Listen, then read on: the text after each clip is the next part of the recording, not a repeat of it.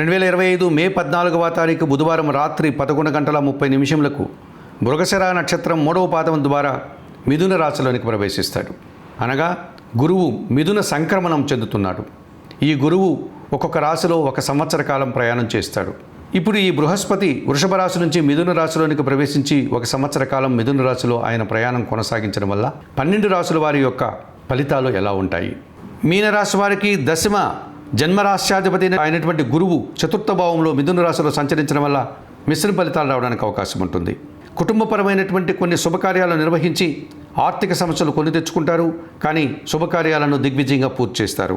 నూతన వ్యక్తుల పరిచయం అనుకూలంగా ఉంటుంది. కొన్ని సందర్భాల్లో ప్రతికూల ఫలితాలు రావడానికి అవకాశం ఉంటుంది. వృత్తి ఉద్యోగ వ్యాపారాల్లో పనిభారము శ్రమ అధికమయ్యే సూచన కనిపిస్తుంది. తద్వారా దానికి తగినటువంటి ఫలితాన్ని కూడా అందుకోగలుగుతారు. ఈ చతుర్థ భావములో గురు సంచారం వల్ల వృత్తి ఉద్యోగ వ్యాపారాల్లో పనిభారము శ్రమ అధికం కావడమే కాకుండా అధికారుల యొక్క ఒత్తిడి అధికమయ్యే సూచన కూడా కనిపిస్తుంది. ఈ రకంగా విద్యార్థులకు మంచి ఫలితాలు కొన్ని సందర్భాల్లో వస్తాయి. విద్యారంగంలో పనిచేసే వారికి అభివృద్ధి కూడా కొన్ని సందర్భాల్లో కనిపిస్తుంది.